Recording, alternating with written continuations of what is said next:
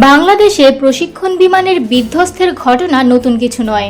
এবার রাজধানী ঢাকার উত্তরা দিয়াবাড়ি এলাকায় বিমান বাহিনীর একটি প্রশিক্ষণ বিমান বিধ্বস্ত হয়ে বড় ধরনের ক্ষয়ক্ষতির খবর পাওয়া যাচ্ছে।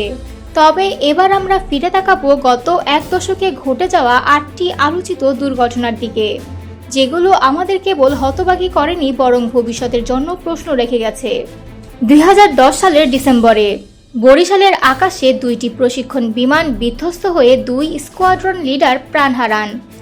এরপর 2012 সালের 8 এপ্রিল টাঙ্গাইলের মধুপুরে প্রশিক্ষণ চলাকালীন এক দুর্ঘটনায় এক পাইলট নিহত হন এবং অপরজন গুরুতর আহত হন। 2017 সালের 11 জুলাই চট্টগ্রামের লোহাগাড়ায় একটি ইয়াক 130 প্রশিক্ষণ বিমান বিধ্বস্ত হলেও পাইলটরা ইজেকশন করে বেঁচে যান। একই বছরের 27 ডিসেম্বর কক্সবাজারের মহেশখালীতে মুখোমুখি সংঘর্ষে বিধ্বস্ত হয় 2টি ইয়াক 130 বিমান। অল্পের জন্য বেঁচে যান 4 জন পাইলট। 2018 সালের 1 জুলাই যশোরে KHW বিমান বিধ্বস্ত হয়ে 2 স্কোয়াড্রন লিডার নিহত হন। সেই বছরের 23 নভেম্বর আবারও টাঙ্গাইলে একটি F-7B জ্বালানির ট্যাঙ্কে আগুন ধরে বিধ্বস্ত হয়। প্রাণ হারান উইং কমান্ডার আরিফ আহমেদ দীপু। 2024 সালের নভেম্বরে চট্টগ্রামের পতেঙ্গায় কর্ণফুলী নদীতে ইয়াক 130 বিধ্বস্ত হয়।